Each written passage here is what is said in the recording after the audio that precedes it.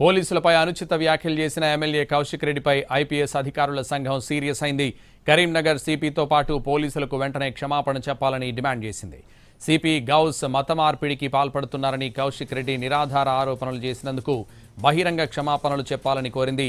లేదంటే కౌశిక్ రెడ్డిపై చట్టపరంగా చర్యలు తీసుకుంటామని స్పష్టం చేసింది ఐపీఎస్ అధికారుల సంఘం.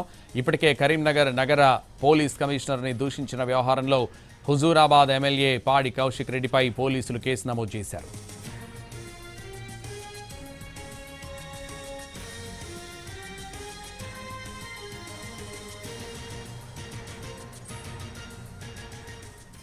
నిన్న కరీంనగర్ జిల్లా వీణవంకలో స్థానికంగా సమ్మక్క సారలమ్మ జాతరలో తీవ్ర ఉద్రిక్తత చోటు చేసుకుంది.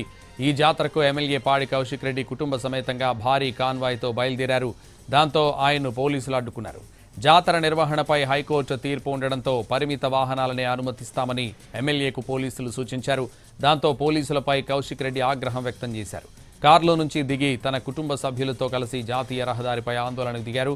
తమను అడ్డుకోవద్దని పోలీసులను హెచ్చరించారు. ఆ క్రమంలో పోలీస్ కమిషనర్పై సంచలన వ్యాఖ్యలు చేశారు.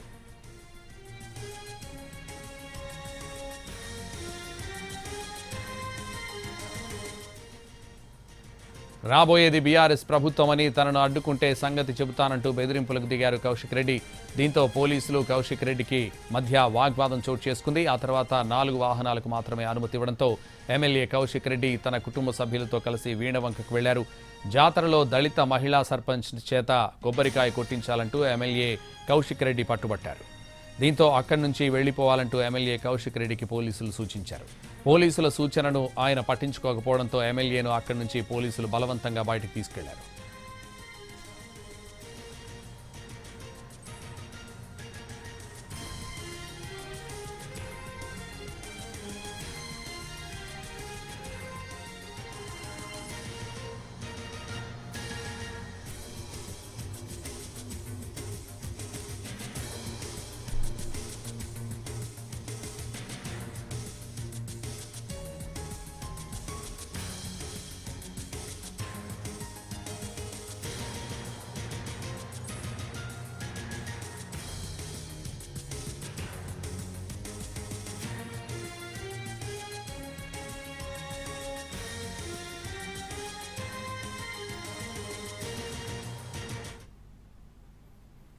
కరీంనగర్ సిపి జమ్మికుంట సిఐపై స్పీకర్కు ప్రివిలేజ్ మోషన్ నోటీస్ ఇచ్చామన్నారు కౌశిక్ రెడ్డి.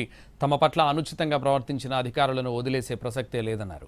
మీరు అధికారులు, మేము ప్రజాప్రతినిధులమన్నారు.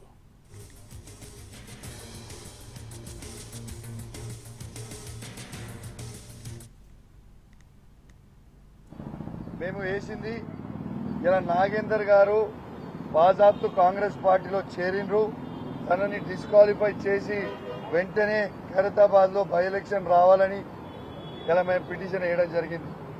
ఇలా ఆ పిటిషన్ వేసింది మేము 18/3/2024 నాడు.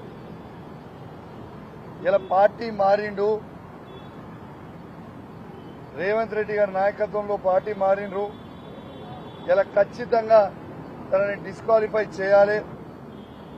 తనతో పాటు మొత్తము 10 మంది ఎమ్మెల్యేలు కూడా పార్టీ మారిరు, వాళ్ళందరినీ కూడా డిస్క్వాలిఫై చేయాలని మేము అడగడం జరిగింది. మరొక్కసారి బీజేపీ కాంగ్రెస్ పార్టీ ఒకటే అని స్పష్టంగా కనబడ్డదని చెప్పి సందర్భంగా తెలియజేస్తా ఉన్నాను.